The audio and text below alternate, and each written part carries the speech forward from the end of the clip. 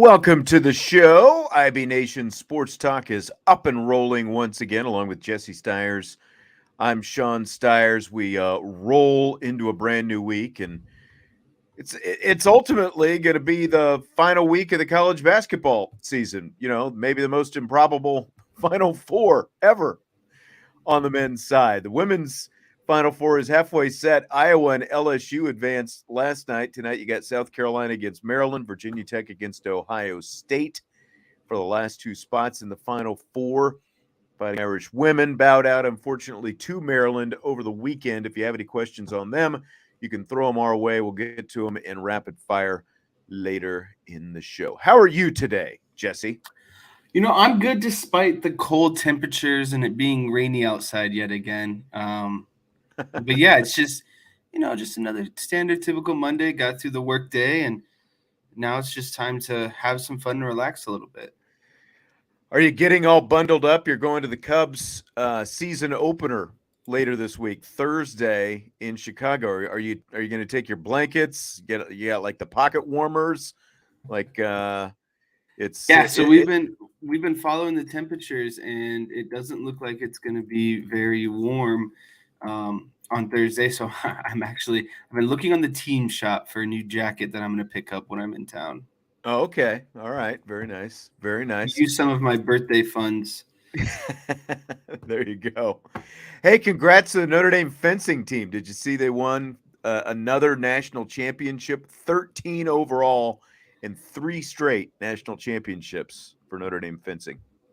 I did not see that, but it is well known at this point that Notre Dame is known as a fencing school.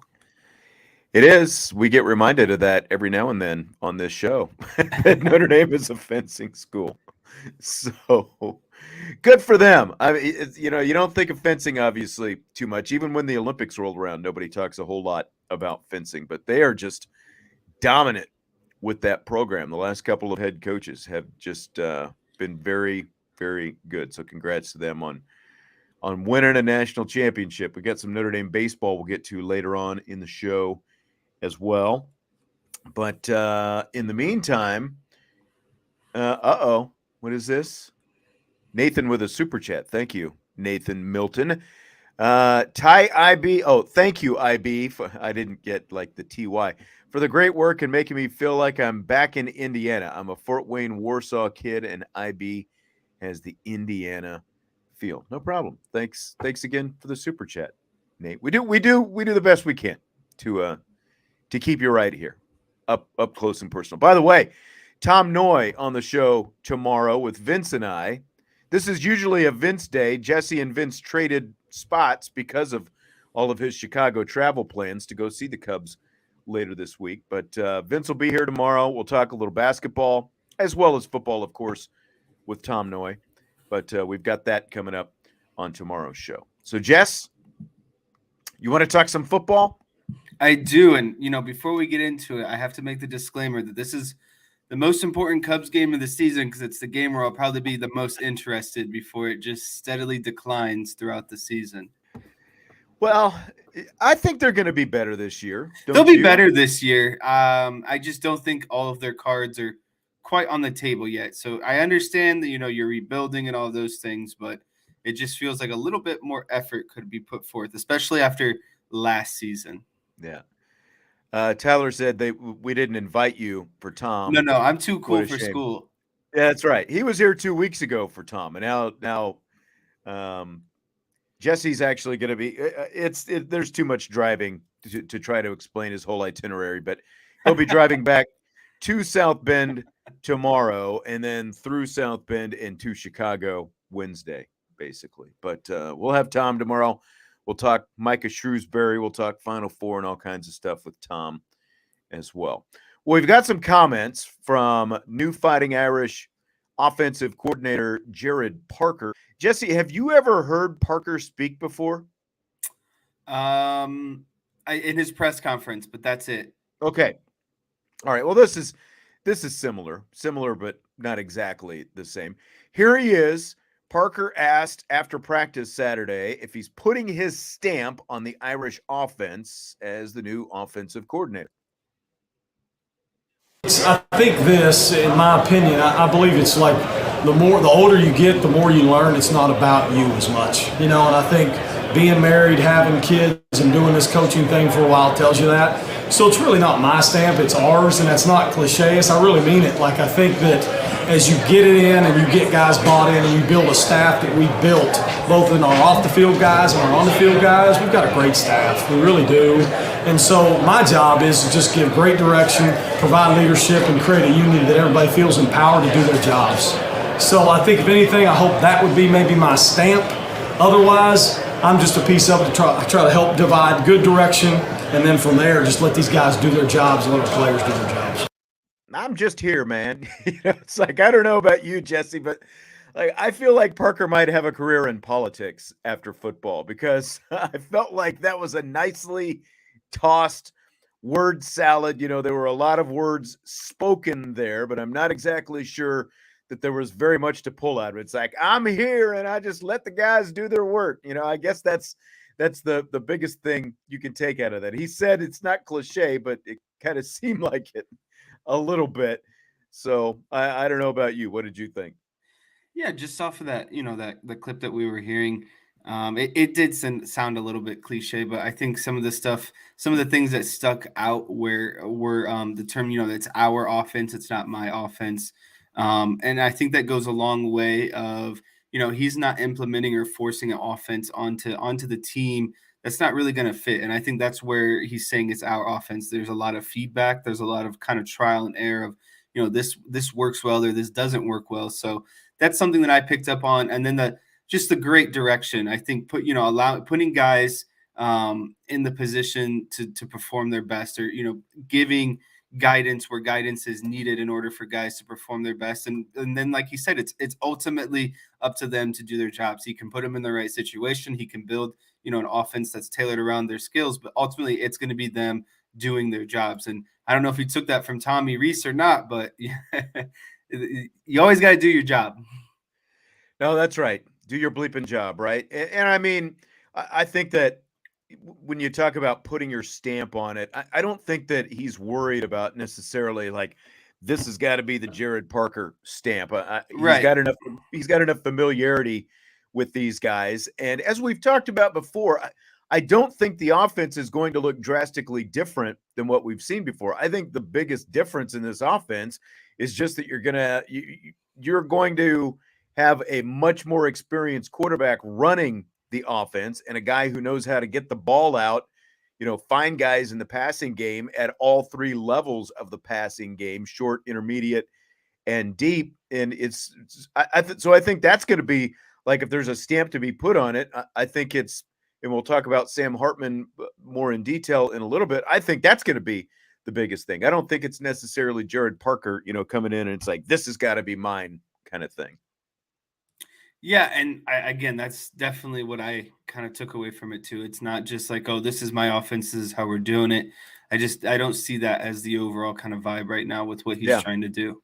Yep, exactly. So they've been at it for, well, not quite a week now, but I think that Saturday was practice number 3 that they were out there. So last week was the first week of practice, and like they're winding into what'll be their first full week this week. So what's that first week been like for Gerad Parker?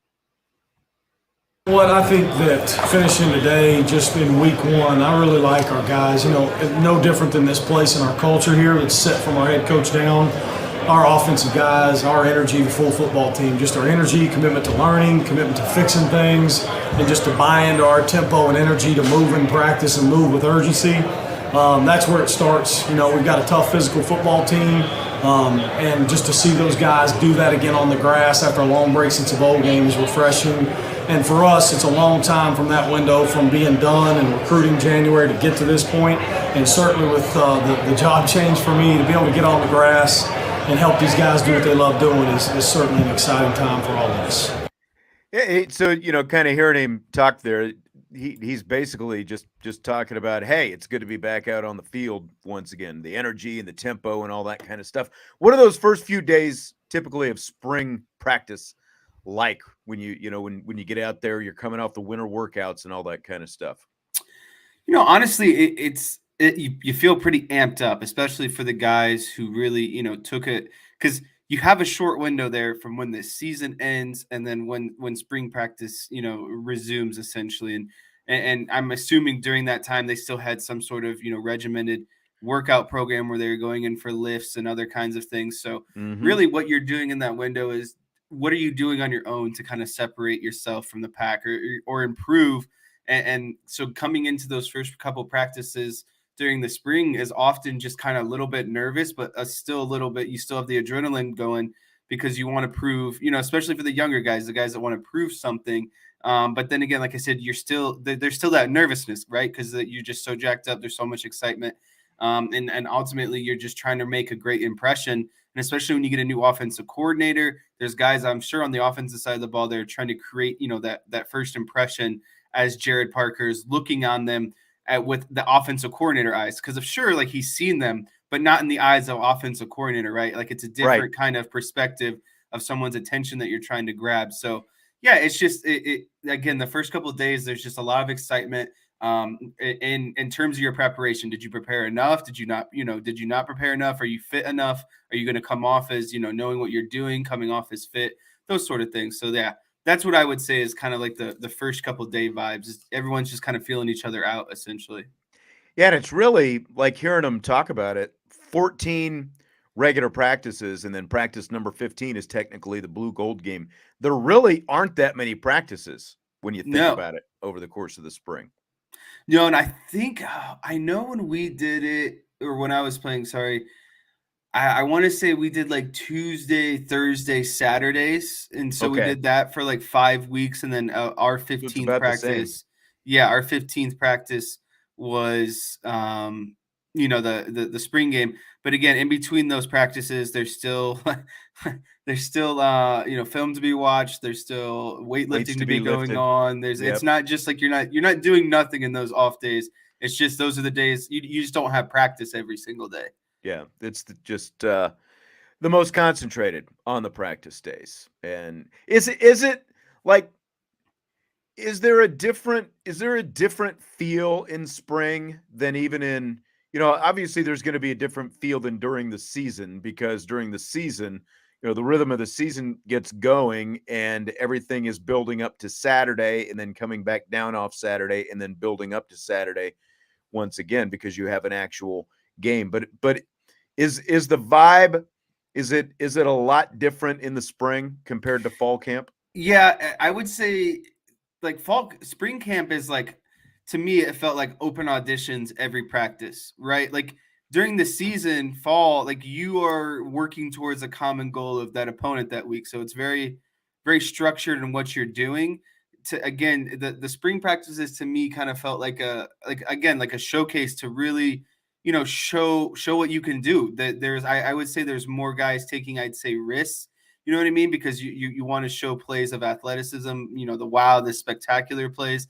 But for us, we always had scrimmages on Saturdays. And so like the week, it was kind of a buildup to usually, more combined team on team periods on the weekends where you're doing actual, like 7-on-7, or maybe you're doing, fitted shells on Saturday and you're still doing teams, team periods where you're not wrapping up and taking to the ground, but you're still fitting up. You're still, giving guys a good thud in the hole, that kind of stuff. But yeah, the weekday practices felt definitely more relaxed. And again, it's a lot of learning time for the younger guys.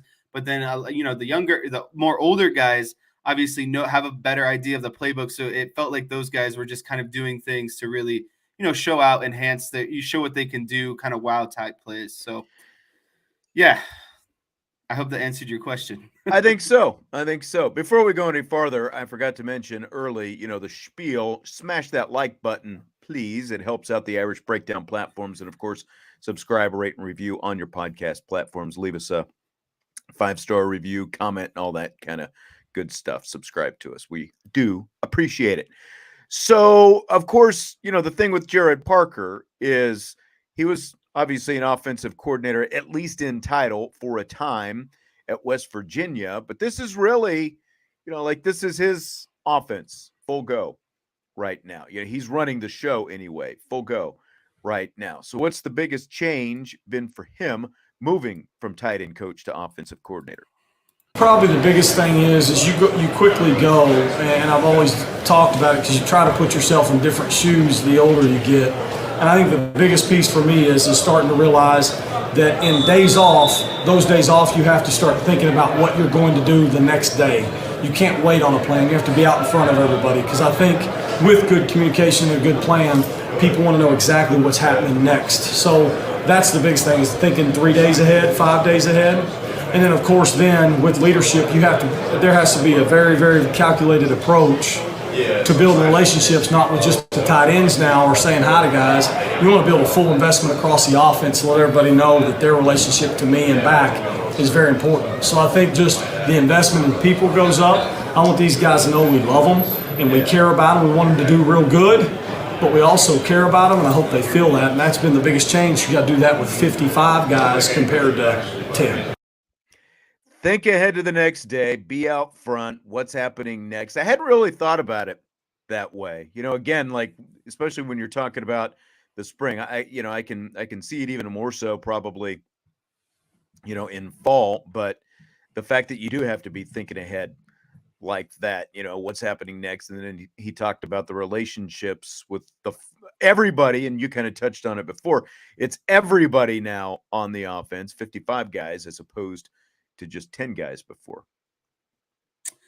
Yeah, so the preparation for the next day kind of threw me for a loop, because again, it is spring ball. It's not overly kind of complicated. Right. What you're doing in spring ball, you're doing just basic install of all the basic formations packages that you're going to come out in, and then you're going to obviously once the season starts, that's when you start tailoring and kind of game planning off of different formations off of your base formation. So I thought that was a little out there, to be honest, saying that like there's a lot of like, I get like you want a clear, concise, what you want to achieve that day in practice, or certain, maybe you saw something on film and that you see something you might need to work on, but like I think it was a little bit exaggerated in terms. But the thing that I liked the most of what he was talking about there is just relationships and the aspect of not worrying, but having real close relationships with 10 guys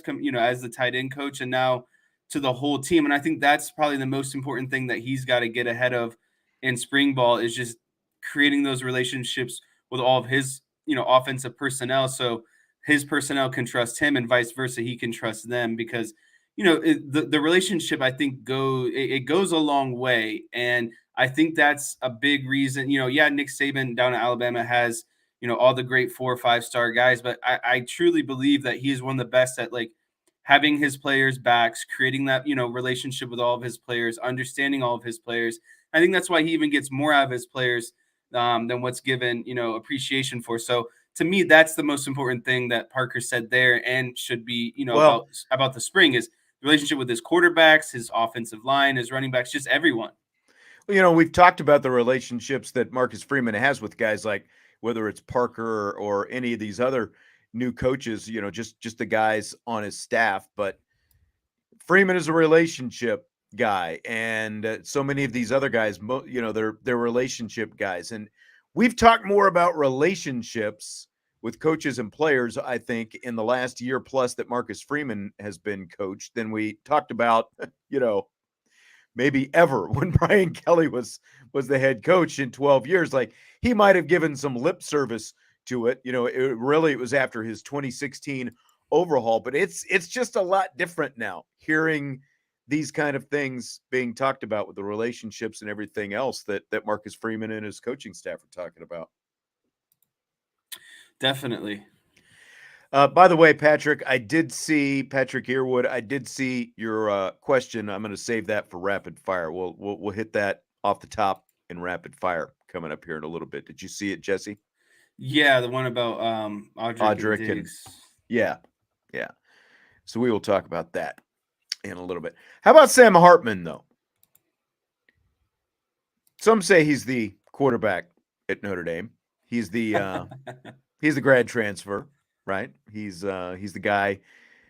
I guess there's no official depth chart right now, but he's right up there at the top. So here's Gerad Parker talking about it. the first thing. I think with anybody, a guy that decides to work in any capacity, when you come in and show that you're about to work and build relationships with guys and do it in a humble manner, is something big to say. He does that along with a lot of our guys on the unit. So that was the first taste, so it kind of gives him an instant street cred. And of course, being out here to come out here and be around a different operation, a different way of doing things offensively, and for him to adapt, grow, and just dive into this thing with the other quarterbacks. And Coach Gaduli says a lot about him, and he's done that through 3 practices, and he'll continue to grow in it. So what do you think? Yeah, I don't think anything out of the ordinary is said there, but it is nice to know that, as a transfer quarterback, he said, things of like he's been working at it, he's been building relationships, adapting to a different operation, and that he's been all in or kind of diving all in on this playbook and how the offense is run. And really, all you can say is that that's what you would hope or expect out of your quarterback, and of course a transfer quarterback. So it sounds like he's doing all of the things that he's supposed to be doing, which I didn't think that he, that wasn't really a concern.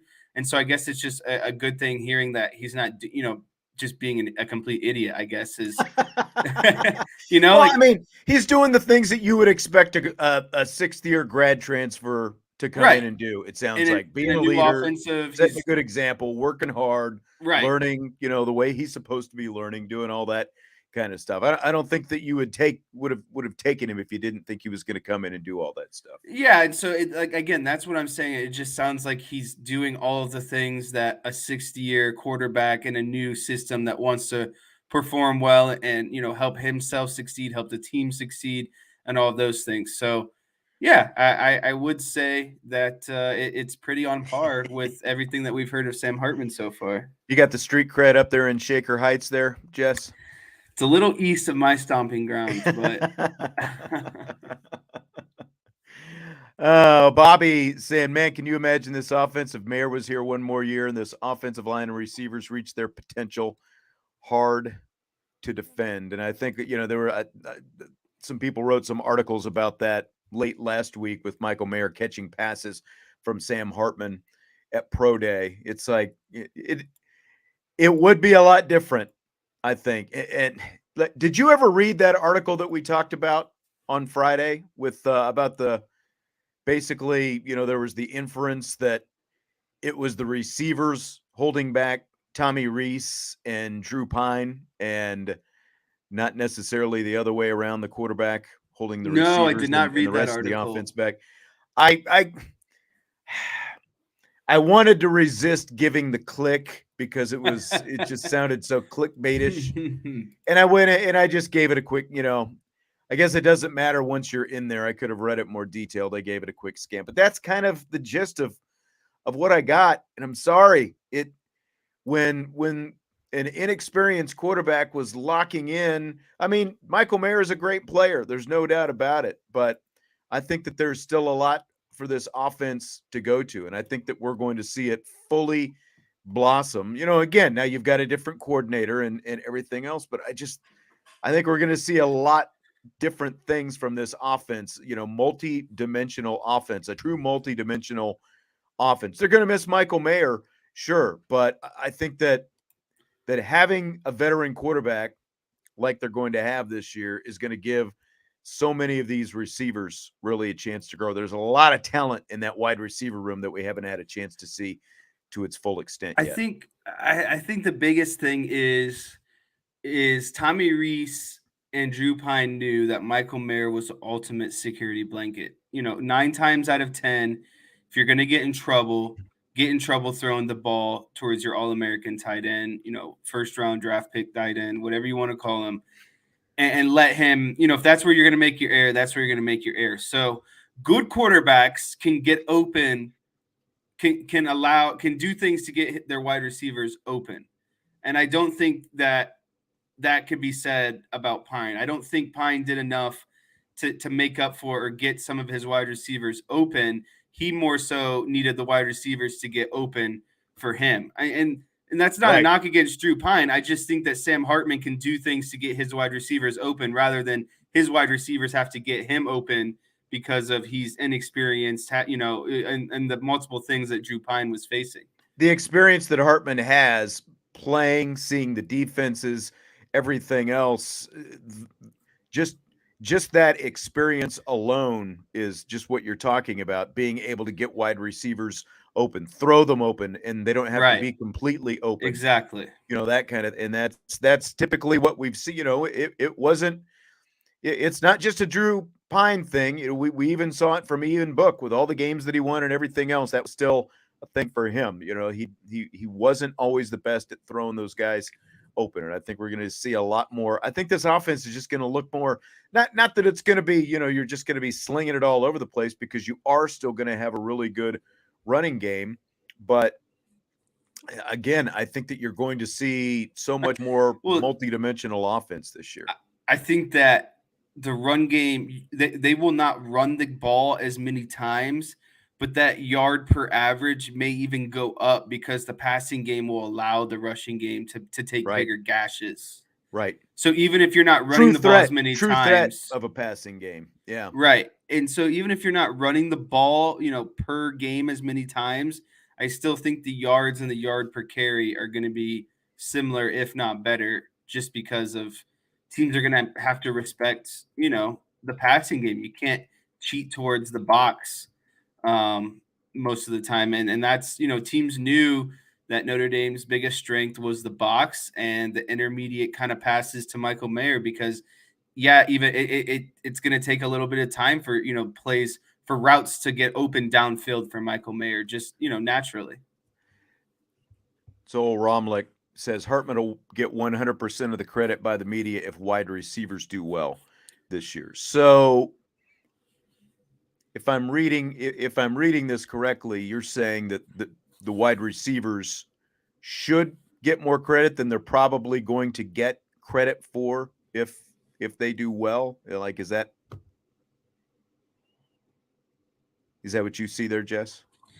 Yeah, that's kind of what it. Yeah, I'm pretty sure that's what is being inferred, is that Hartman will get, a lot of that credit, considering, just like Pine would have got a lot of credit, I think, last year. Derek Romlick says yes. I mean, there's kind of I guess there's a fine line, like if Drew Pine was holding the wide receivers back, then Sam Hartman is going to have to get credit if they do well this year, right? It's not. It's majority of it is the same. Is it completely the same? There's only one. There's only one different. What do you call it? Like factor? Like variable? Variable. Thank you. I was looking for the scientific math term, and I knew you would have it. Yeah, there's only one different variable, right? With the exception of, well, maybe not just one different variable, because Parker, this will get you to perk up a little bit here, Jess. Parker was asked about Chris Tyree playing a little wide receiver. Is it going to be a permanent move or just mixing him in there? Keep it. That's a good way of putting it. It's going to be a fun process. I'll say that. How about that? He did not say much. Do you want to hear that again? Did you hear the whole thing? I heard it's a process. Yeah, I'd probably keep it. That's a good way of putting it. It's going to be a fun process. I'll say that. How about that? Going to be a fun process. How about that? And, again, he was asked, is it going to be permanent or just mixing in there? I find it interesting that on Notre Dame's website, UND.com, the roster lists Chris Tyree as an RB/wide receiver. So they do have him listed at both, and he has obviously been practicing at wide receiver. So I know you're pretty excited about this. Does hearing him say that, does it make you more excited, less excited, somewhere in between about this whole thing? What do you think? Honestly, it makes me more excited because to me it sounds like he doesn't want to show his cards. And if that's the case, then there's no harm of immediately saying no. We're just mixing him in there, seeing what he's gonna do.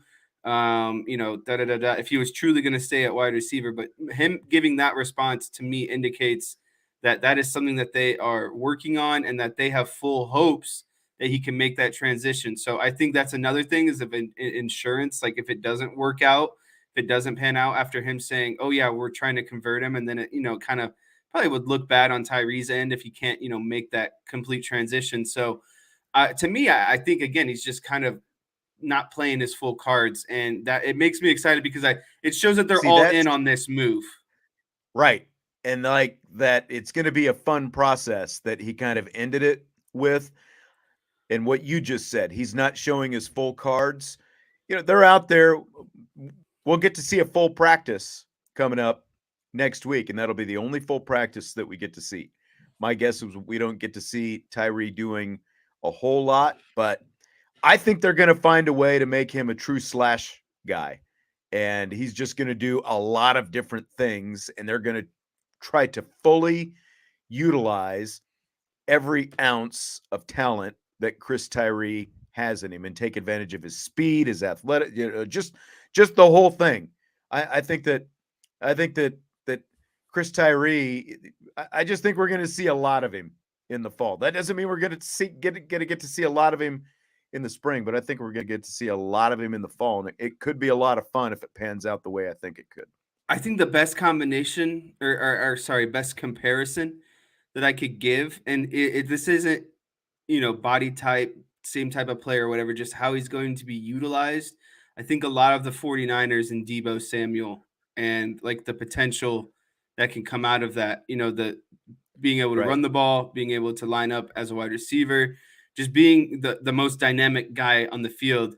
And that's what the 49ers realize is that sometimes you just got to get your best guy in space the ball. And Tyree as a running back straight downhill, I don't think is your best running back. But if we're talking one-on-one and open space with speed and agility, he's up there on the team of guys who are probably going to make you miss. So finding ways to get him the ball has to be the top priority, especially at like a slot wide receiver position, because you can use him in many different schemes and aspects of in the run game as a decoy, as a slot guy going in motion, in the passing game. There's just so many things that can make the offense easier by just allowing Chris Tyree to move around, essentially. I completely agree. They can put him in different spots all over the place. And like you said, they can run to him, they can throw to him. And it doesn't just have to be jet sweep. There's just so much that they can do with a guy like Chris Tyree. I think the potential is completely untapped, and we talked about it all last season. Did you have anything else on that? I had like a cool kind of concept that involves Chris Tyree that I think would be very is adaptable to a lot of what you see out of slot wide receivers right now. So if you don't mind, I will pull up. Oh, are you going to make everybody happy? Are you going to do a little whiteboard action right now? I will. Oh boy. I don't even have Salty in here today, which is upsetting. That is. Let me find my correct screen. All right. I'm going to put it up here. Yeah, if you don't mind. You ready? All right. Yeah. So this again is just a simple 11 formation. Balls on the left hash, 2 wide receivers into the left or into the left boundary, tight end to the right. One wide receiver split out to the field side. Quarterbacks in shotgun with the running back to his left. So you have the 2 wide receivers and a running back into the boundary, and then a tight end and a wide receiver to the field side. And the tight end is on the line of scrimmage. And so, yeah, this is pre-snap, a play that I would like with Chris Tyree because he would be the number 2 wide receiver to the boundary in the slot. Got him in the slot. Yeah, so he can go in motion across the formation. And again, I love motion so much. I've talked about it before because immediately you can figure out, what's going on defensively. And now that you have someone like Sam Hartman who has read defenses and can ultimately kind of, click or be able to adjust plays just based off of this motion. So say you see man-to-man in this concept, right? And so immediately, if they practice this throughout the week, Tyree goes in motion. a simple play here, if they're in man, would to be just allow Chris Tyree to run a slot fade, down this sideline with his one-on-one matchup, get some speed, and then allow your other wide receiver here just to run something smaller to cut it off. Maybe a 5-yard dig or 5-yard in or out. But again, this is just a quick play. Tyree's going in motion, snap of the ball. You see man on man, and you're just running a slot fade. And the reason why I like this is because it's become popular in the NFL. A lot of guys are putting some of their premier wide receivers in the slot. You actually see the Cowboys do it a lot with CD Lamb. He's the most effective out of the slot. So, yeah, say you get man-to-man on this look, you're immediately running a slot fade. Okay, say you don't get man-to-man and they're running with kind of two high safeties, because that's what would make this difficult is if you have a safety on each side, because now, the safety would be over top with help. So it would basically be, double coverage trying to run a slot fade. But again, say you bring Tyree across the formation and, pre-snap motion, you notice that it's not man. Okay, well, then the next check out of this play, instead of running a slot fade, is just to quickly release Chris Tyree into the flat. Maybe allow this guy to run an inside fade up here. So you're clearing off the top, getting these guys to go out, and then you're just getting Chris Tyree the ball simply, out in the flat in space. So again, one play that comes off of a simple motion where the quarterback and wide receiver are reading coverage. And then based off of coverage, you can either run a slot fade that utilizes his speed down the field, or just a check into the flat where you're getting the ball to Chris Tyree in space. Very well done. Very well done. Anthony is loving it. Whiteboard on Monday. We must have been good IB patrons lately, and we are not Marshall. This is what happens when we hit the like button. Yes, this is true. This is a true story. We are not Marshall. That's why you hit the like button. Someone's got to tell Tommy Guns and Salty that they missed out. They're always clamoring. That's right. Rub it in their nose. Rub it in their nose for not being here on Monday. They better have a good excuse.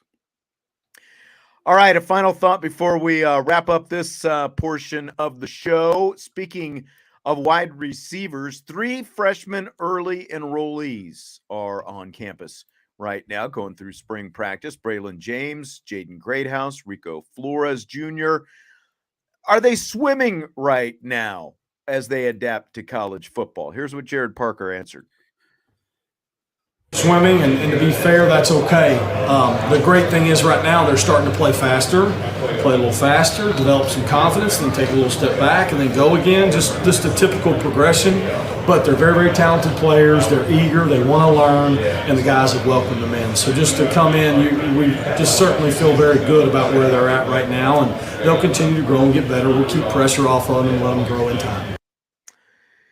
Let them get faster. Let them get faster. Keep on keeping the juice going. Greathouse, 6'1", 213 pounds. Braylon James is 6'2", 195. Rico Flores, 6 foot, 198. These are not small guys coming in the door. Like they are not Devontae Smith type guys. Like they've got some size and some muscle to them already. And I tell you what, the guy who they've all impressed me in different ways, but the guy who has impressed me the most, granted, I only got to see one practice and got to see some video of another, but Rico Flores Jr., just the way he moves and the size, the hands, the acceleration, the whole thing. He's a pretty good looking receiver out there, especially for a freshman.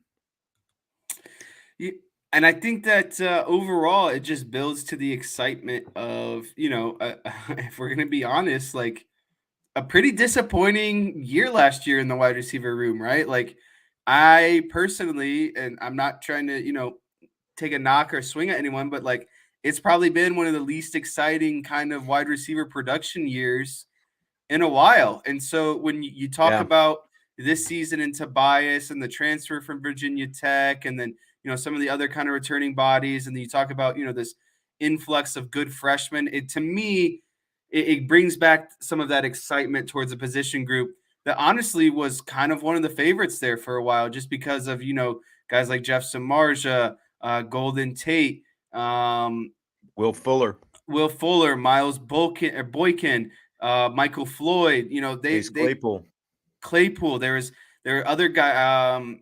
I can't think of the guy that ended up playing for the Lions for a little bit too as a wide receiver.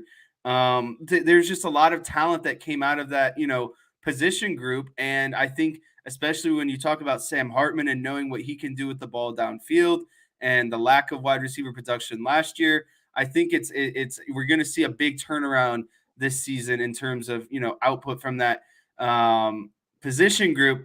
And it really, there's a lot of good competition, and competition only breeds good play overall. And so when you have these younger guys applying some of that pressure, to the Tobiases or to the grad transfer, or, some of these other guys that are coming back, it's just going to elevate the whole position group. And so, yeah, I wasn't surprised with anything that Parker said, because, the biggest thing is you can't really play fast until you know quite yet what's going on. And so as they start to get an understanding of what's going on, then yeah, naturally they're going to have confidence that they're going to be able to start playing just a little bit faster and faster.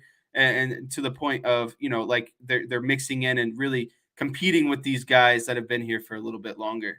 Yeah. And I'm sitting here and I'm looking at the rest of the room, and you mentioned a couple of them, but you got Deion Colsey, you've got Tobias Merriweather, you've got Lorenzo Styles, you've got Caleb Smith, you've got Jaden Thomas, you've got Chris Tyree. I mean, that's a pretty good veteran group. Again, I think that there is too much talent in that room to have the lack of production that they had last year. Now, some, the Lorenzo Styles stuff, now, some of that's on him. We know that. He knows that. Marcus Freeman has talked about it. But at the same time, I do wonder how much having an inconsistent quarterback who, you never really knew if the ball was, there was no consistency with where the ball was going last year other than Michael Mayer, right? Like, well, yeah, and that's how much did that play into as a wide receiver? Like when you're struggling and if you don't even know if the ball is going to get thrown to you on routes or plays where the ball is designed, to get to you, I'm sure that can get, overall frustrating, for someone like Styles, who was struggling a little bit last year. Yeah, for sure. For sure. All right. We got a little bit more from Gerad Parker coming up here in a minute as well. So with that, Jess, are you ready for rapid fire? I am. Boom, boom, boom, boom, boom. Let's do it. So let's start with this question from Patrick Earwood. Interesting question. What's more likely to happen? 1, Audric Estime and Logan Diggs both go for 1,000 rushing yards, or 2, Sam Hartman wins the Heisman Trophy. So I'm quickly trying to look at where Audric Estime finished last year in terms of he had a little over yards. 900, and Diggs had a little over 800. So they were both within like 170 yards, I think, of 1,000. Here's what I'm gonna say. I think if 1 happens, 2 happens, and if I think 2 happens, then 1 happens. I think they all happen or none of them happen. How about that? Ooh, I'm interesting. Yeah, so I'm on the boat of, well, okay.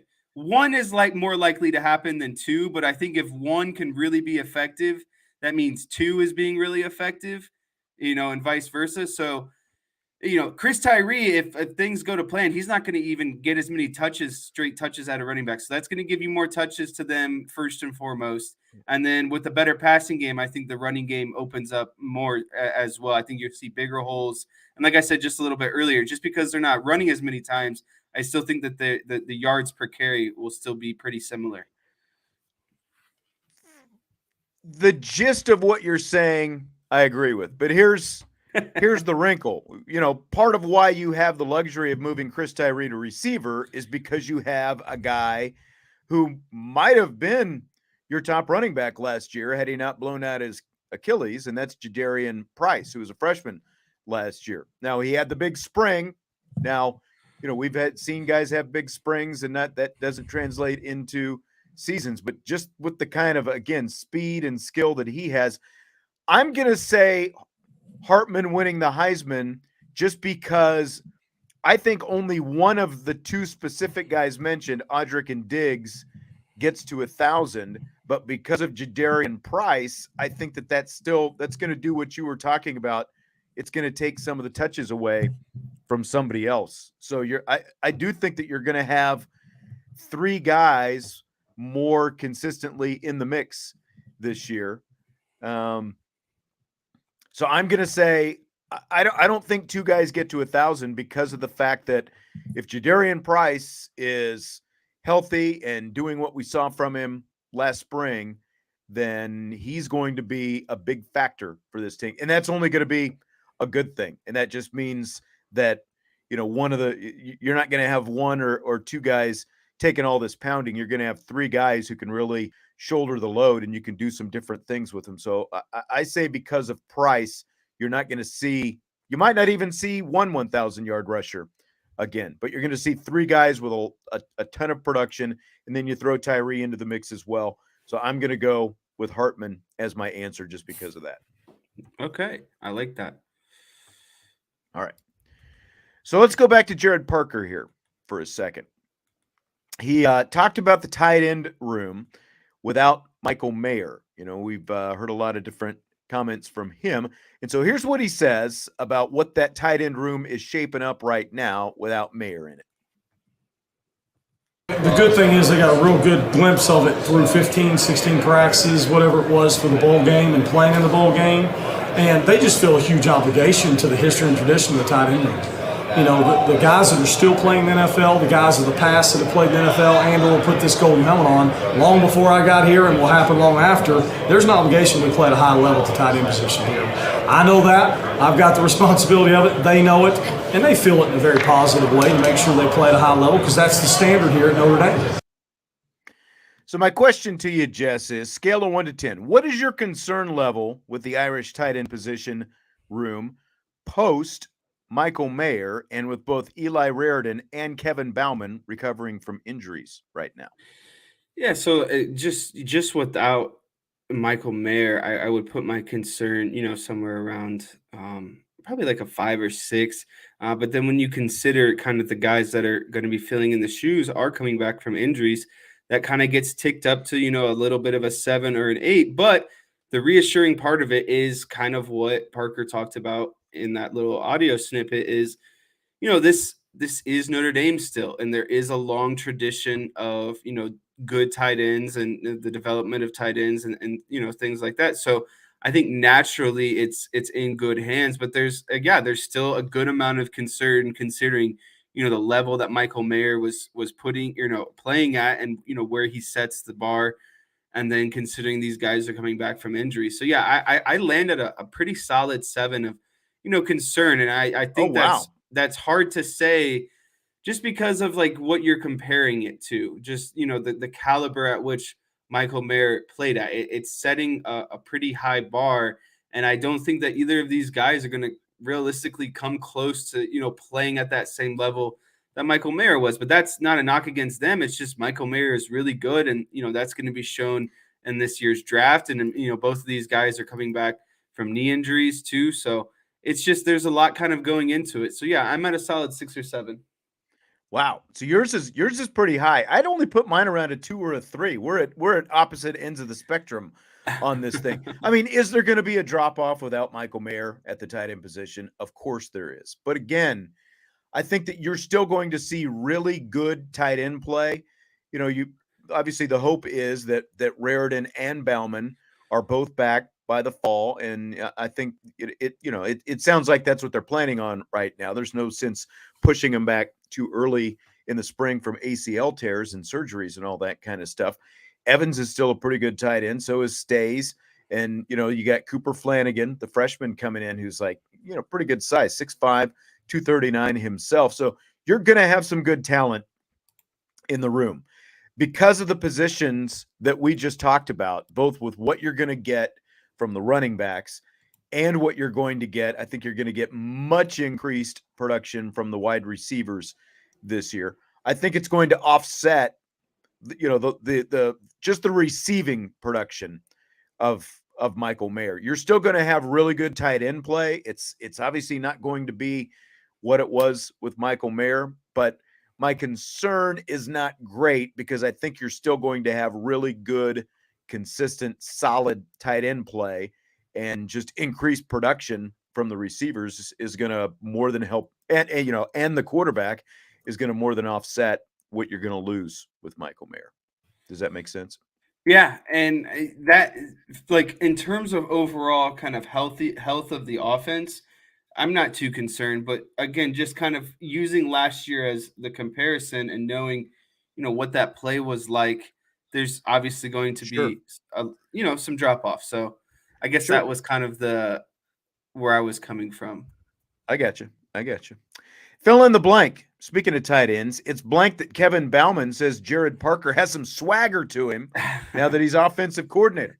It's good to hear because I think that shows you, like, how do I say it? Like, if Parker's not getting hyped up and taking on the challenge every day and having confidence in himself, then it's just like, what's even the point? Because as a person, and especially in the industry that he's in, like there's you're always taking on new challenges and new responsibilities and in those sort of things. And so when you want your players to play at a high level, a confident level, then you yourself need to have that confidence and swagger about you. So to me, I love that he has that energy. I think it's just a great thing to be able to exude that confidence and swagger, especially if you want other people to kind of follow what you're saying and what you're trying to get through to them.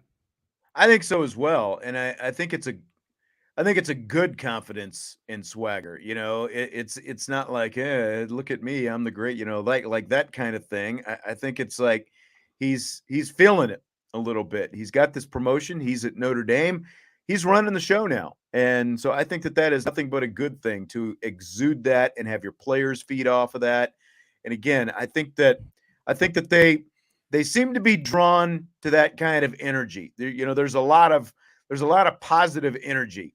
I think, Well, I that, mean, just like that honestly, today's generation of athletes, like they like seeing that in their coach. Like, I right. don't know if you saw as much as Kansas State obviously not is a big rival of Kansas. So, whatever. But before the games, the Kansas State coach would put on this, music by this guy called Lil Baby, and I'm sure not a lot of people would listen to it in their free time, but the players love it.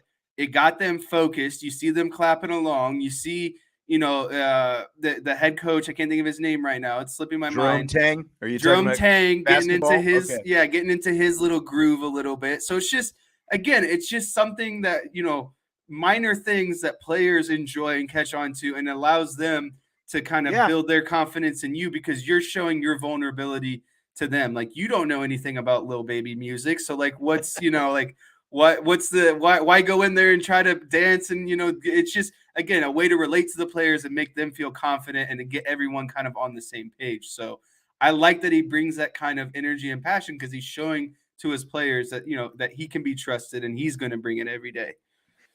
Yeah. Sark has energy. Matthew says Sark has plenty of energy and passion. We see how awful they perform every year. But maybe it's just because Sark is a bad coach. Like, no one's figured that out yet. I mean, he's got a track record at this point, right? Like, there's a difference. I'll just leave it at that. So the Final Four is set. The two semifinals are going to be UConn versus Miami and San Diego State versus Florida Atlantic. Do you buy or sell the less than blue-blooded Final Four is good for college basketball? I do buy this. I do buy this, and I don't buy it for like every single year. And maybe we're seeing a transformation in blue bloods. Maybe we'll never see the same consistency of true bloods. And I think the transfer portal has a lot to do with that because guys, Big good part of it. players Yep. who aren't necessarily finding their fit, or maybe a coach leaves and the new system isn't a fit. Whatever the reason is, right, that they're entering the transfer portal. I think a lot of good players on a year-to-year basis are going there and just getting into schools and kind of going, under the radar.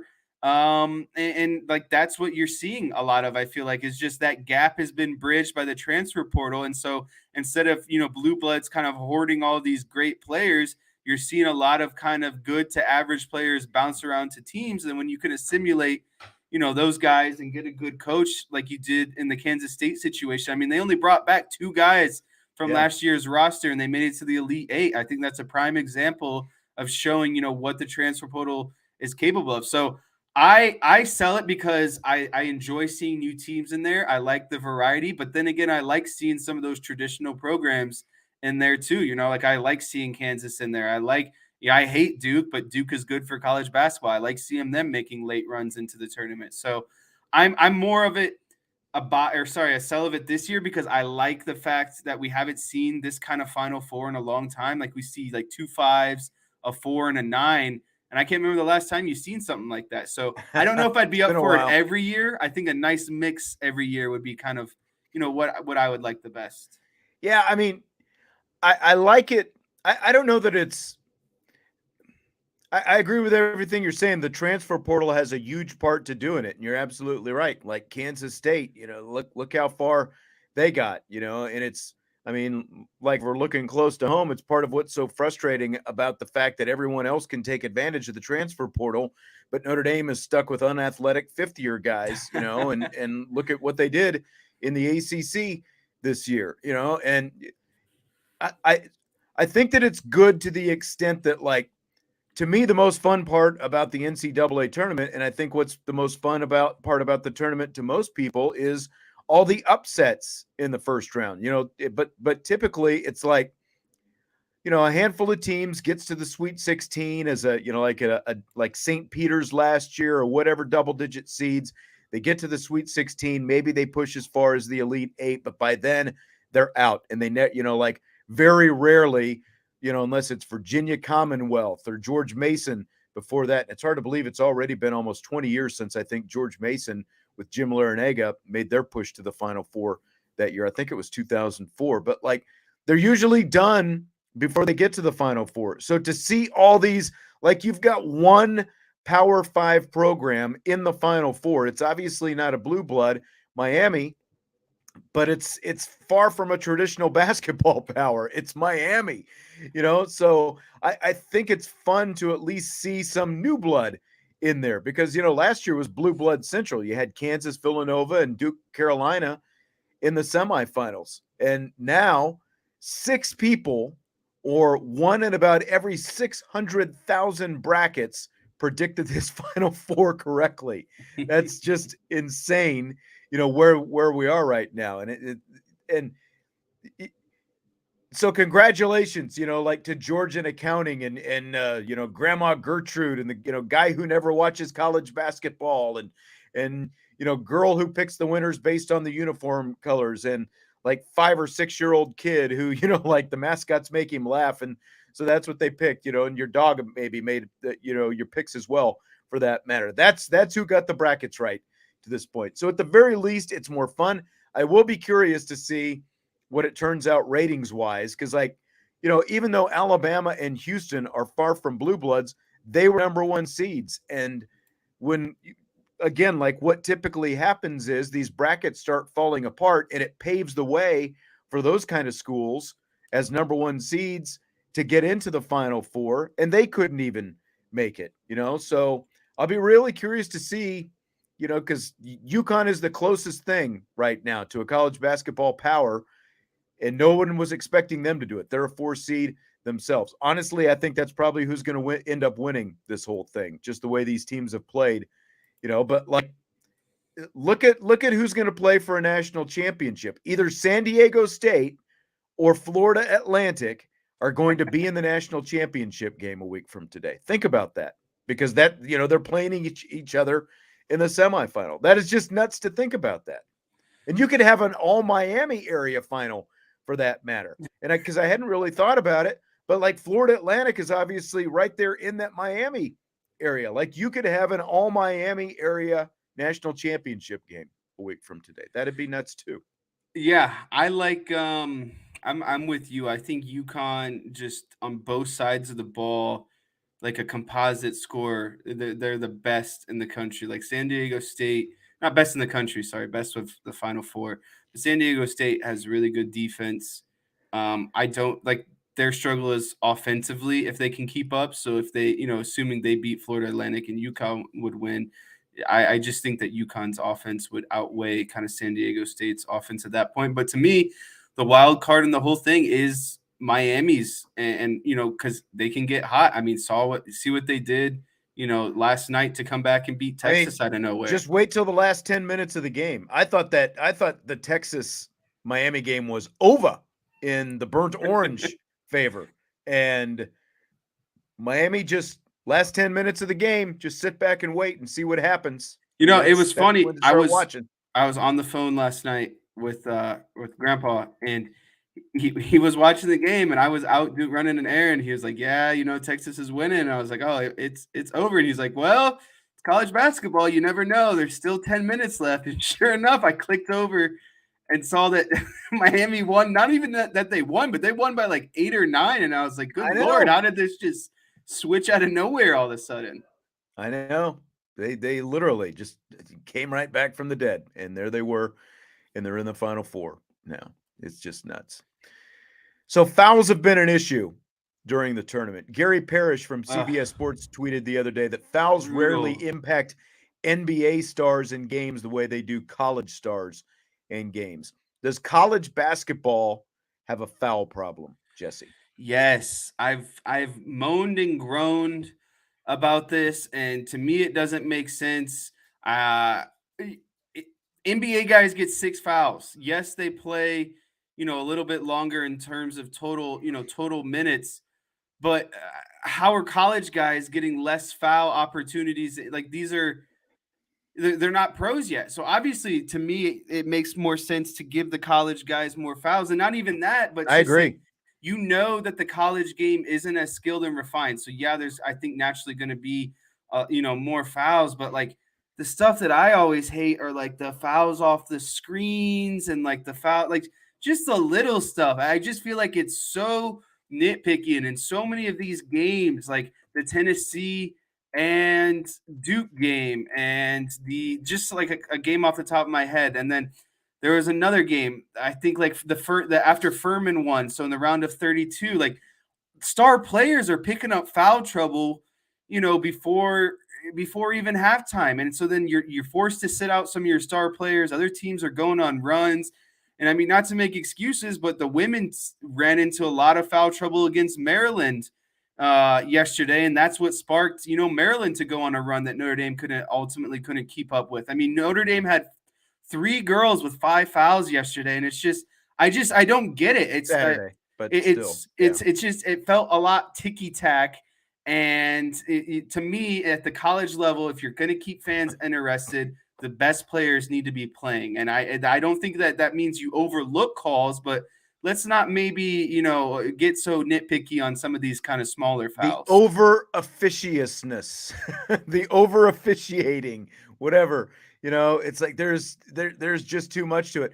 I agree. I think it's worth looking at adding a 6th foul, because you watch a lot more NBA than I do, and there's a podcast or two that I listen to where like one of the guys has talked about the fact that he doesn't watch that much college basketball because he thinks that the skills and the fundamentals are so poor, and like that leads to some of these fouls that we're talking about as well. I do wonder, with the proliferation of the transfer portal, how much that plays into it as well, because you're adding all these new guys all the time, and even if they're veterans, like you're coaching them into your system maybe more than you're coaching fundamentals, like you might be early, you know what I mean? Like I wonder how much that might have to do with it. I definitely think that there is an over officiating problem, though. Just what you're talking about. There are too many fouls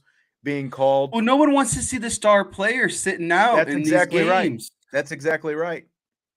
Yeah. And I just thought I was actually on a really long walk on Saturday when you were doing the Maryland game. So it was nice because even though it was on ESPN, I was just listening to the radio broadcast, and I chuckled to myself at one point because I'm not kidding you. It felt like every Maryland possession was a foul there for like 4 or 5 possessions in a row. Just felt like they were getting bailed out every time with the whistle. And I just remember you making a comment that a Maryland girl stiff-armed a Notre Dame girl going for a loose ball. She falls down, and then there's no call on that.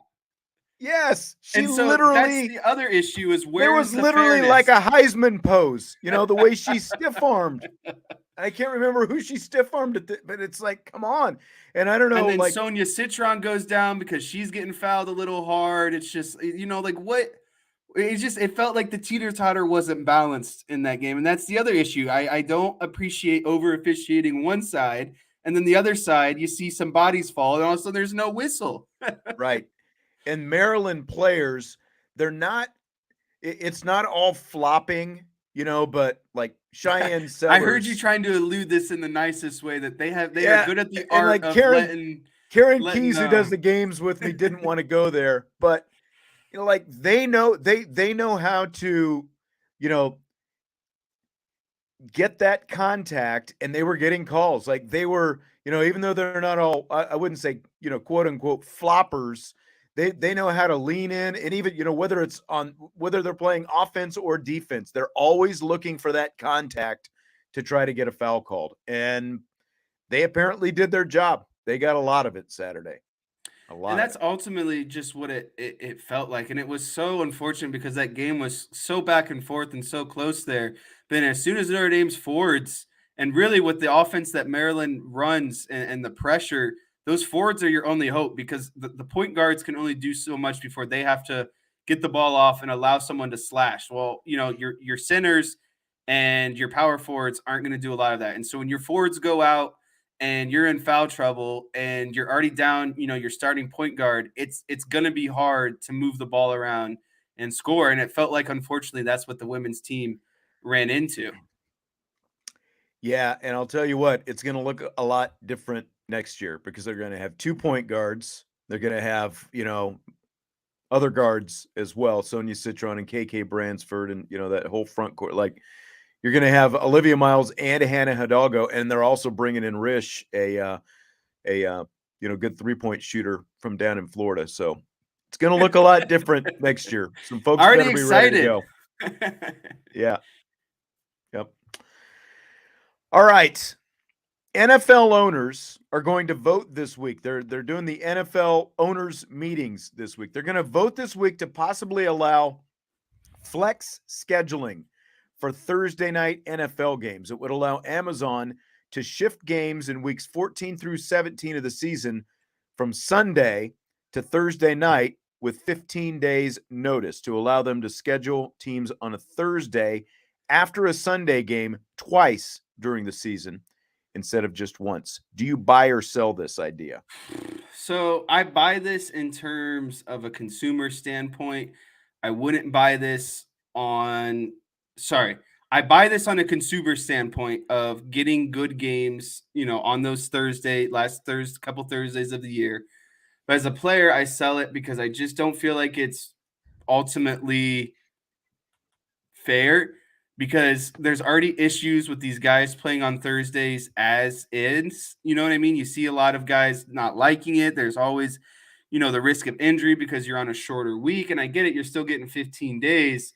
But again, I just, as on the player side of it, they already hate Thursday games. So having to play 2 in one season, I just feel like it's not ideal. So I feel like the NFLPA will not really be on board with this. Obviously the owners and, Amazon, all of them will love it. And I'll tell you, Al Michaels and Kirk will love this, because it felt like love it.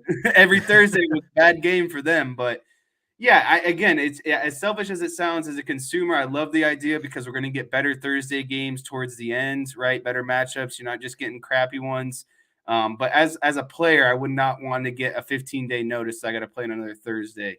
No, and especially after you already have to do it once during the season. And then if they start flexing these games, that means that some teams aren't even going to have to play one Thursday game, and others are going to have to play 2 Thursday games on a short week.